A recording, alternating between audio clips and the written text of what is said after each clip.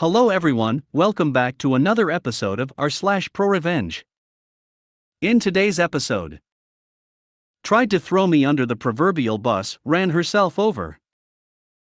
My boss demanded I serve all customers and fill all shelves no matter how far past closing hours it was. Neighbor wanted the fence fix, we just removed the fence. Before we get started, make sure to subscribe so you will never miss a video.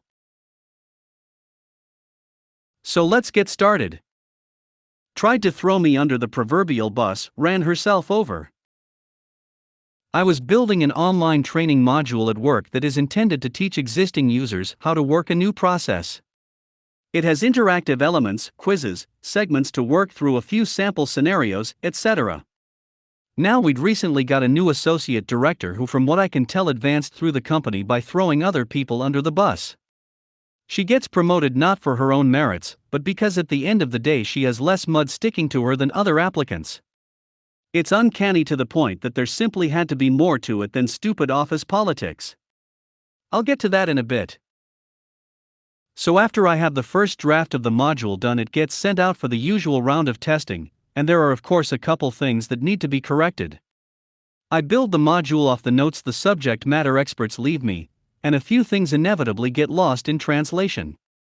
But this new associate director just rips it to shreds, complaining that it's completely incomprehensible, needs to go into much greater detail, asking questions about nearly every individual mouse click in the sample scenarios, and overall stating that it's impossible to follow. The thing is, this module is intended for our finance department, for people who have a background in finance, and have already been trained on how to use our internal software. She is a training services associate director with a teaching background. The module isn't supposed to make sense to a former middle school social studies teacher, it's supposed to make sense to people with finance degrees. I push back and try explaining this to her in a million different ways, but she's having none of it. So I have to go back to the subject matter experts with her 20 pages worth of criticism. And at first they think I'm joking. I had to forward her email before they finally believed me. So for the next 2 weeks we're going over every nuance, including readdressing everything that was covered during their 3-week classroom training. How to set up their network drives, how to set up Outlook, including things as nuanced as if you don't know how to set up your email signature, click here. I mean really basic stuff that has nothing to do with what the module was originally supposed to teach. But I now had to include it all because our new associate director couldn't find the on switch if you stapled her finger to it.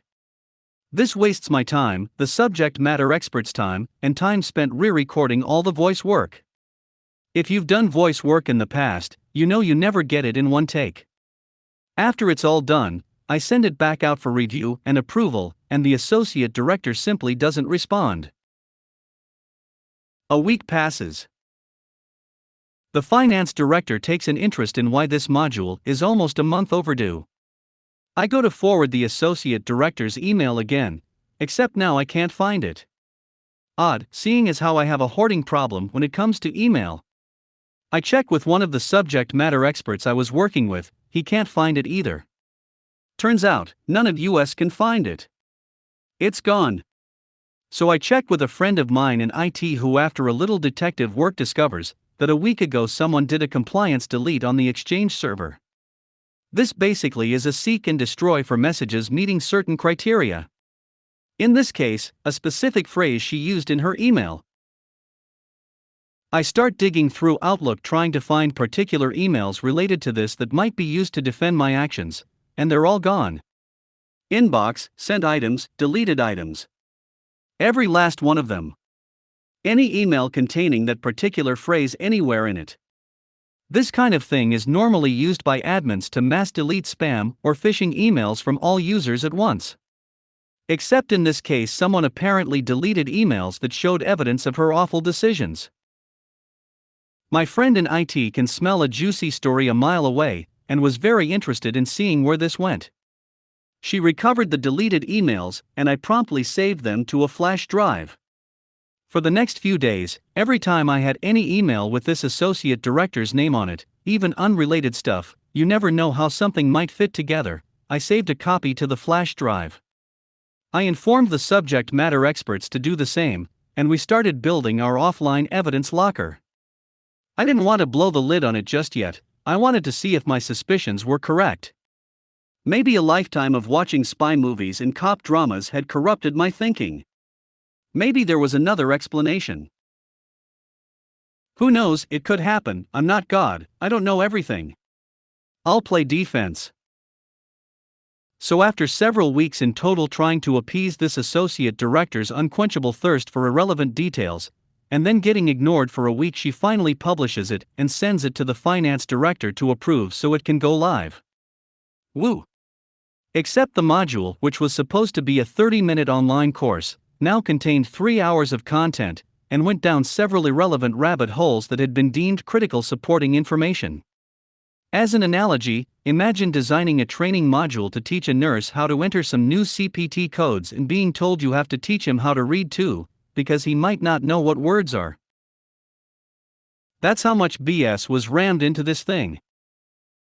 And the finance director of course hated it, and was surprised that such a rambling mess of a module would come from me of all people.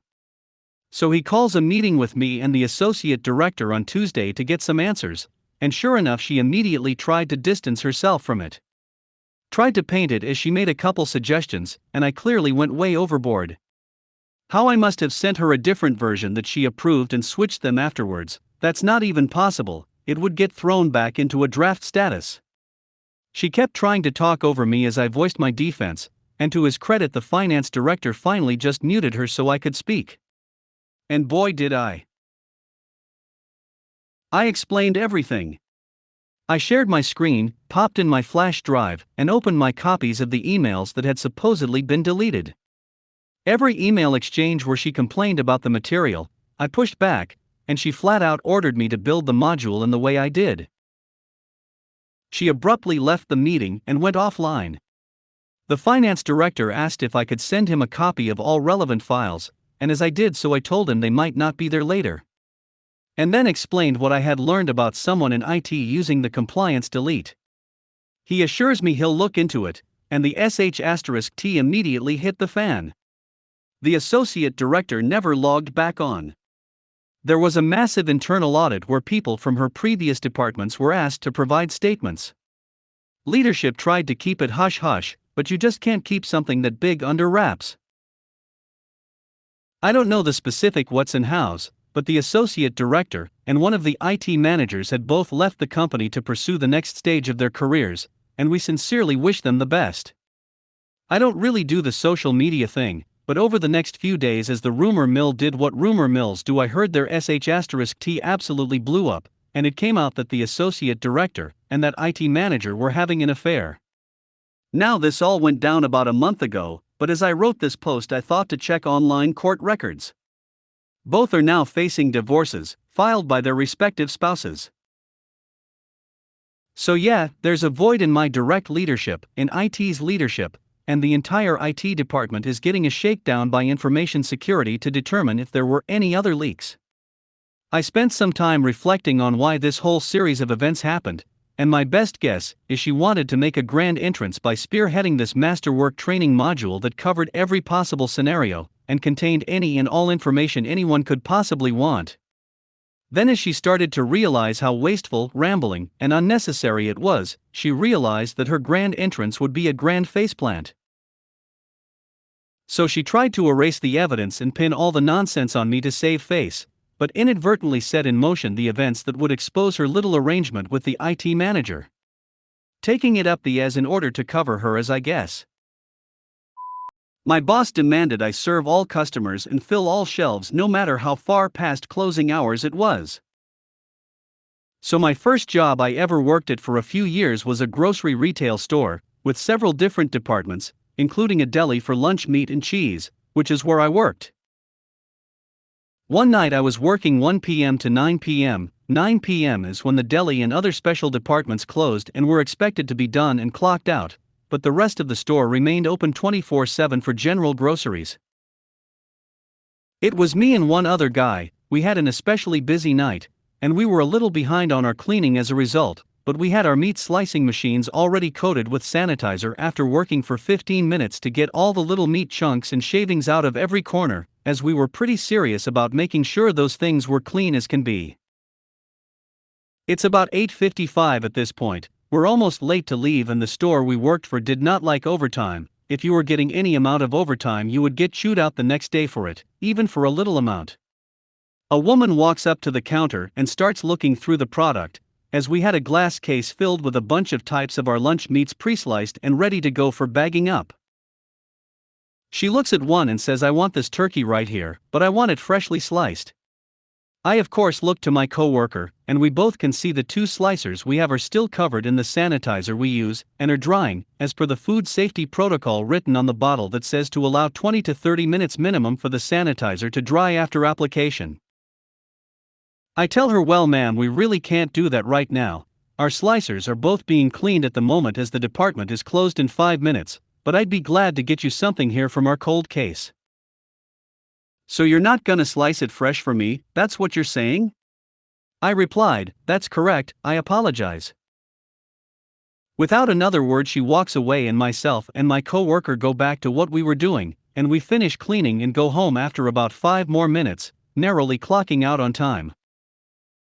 Fast forward 2 days later, me and the same co-worker come in and start getting to work like a normal day. About 3 p.m., 2 hours into my shift, I personally get called into the head honcho's office. The store director, as they're titled. I think nothing of it and head on upstairs and go inside the office and sit down. The store director hands me a piece of paper and says, "Tell me what caused this." I look at the paper, and it's a printed out screenshot of a Google review for our store, 1 star out of 5, and a full paragraph from that lady of 2 nights before complaining that she didn't get her freshly sliced meat from the rude employee, and then described specifically me. I explained exactly what happened 2 nights prior, as clearly as I'm typing it out here. The director is getting heated and begins to cut me off while I'm speaking, asking why would slicers be covered in sanitizer at 8:55? You're scheduled to work until 9 p.m. I said yes I am, but seeing as I'm constantly being reminded not to get any overtime, so I usually start cleaning them around 8:30 p.m.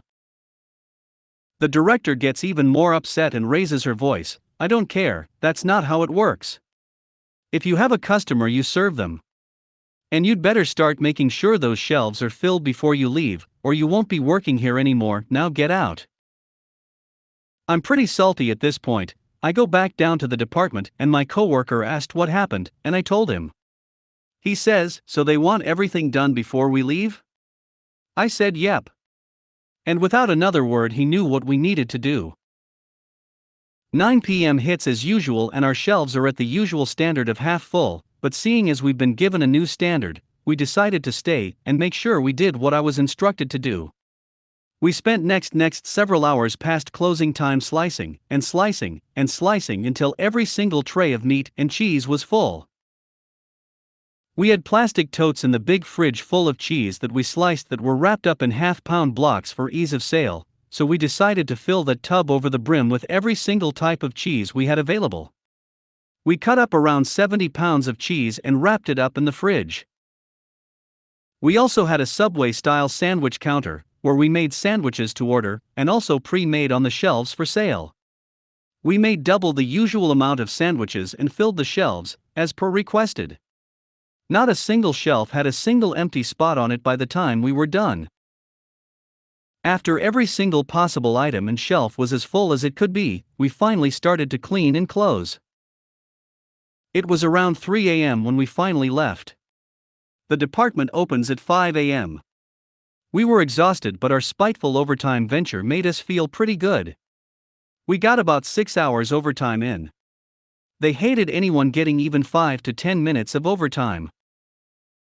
We both came in the next day at 1 p.m. as usual, expecting complete retaliation. But nope, instead, our department manager of the deli kinda saunters over to us and says, "Hey, you should be good to start cleaning up at 8:30 like usual. I think she, the director, got the point you made." Normally overtime would be asked to be taken care of by clocking out for lunches, or coming in later than usual, but they let us keep all 6 hours of that overtime. They never said anything to us about overtime again after that. I accepted a job that paid almost double about 6 months after this incident, and never ever went back to retail hell. Neighbor wanted the fence fix, we just removed the fence. This happened to my friend a couple months ago. Him and his wife just moved into their first house about 6 months ago. Then a strong windstorm came through and damaged their fence. And by damaged their fence I mean the fence was now leaning slightly, leaning about 70 degrees. Because home insurance won't fix the fence plus it being winter. My friend and his wife were going to wait until spring to hire someone to fix/replace their fence. Well, their backyard neighbor did not like that.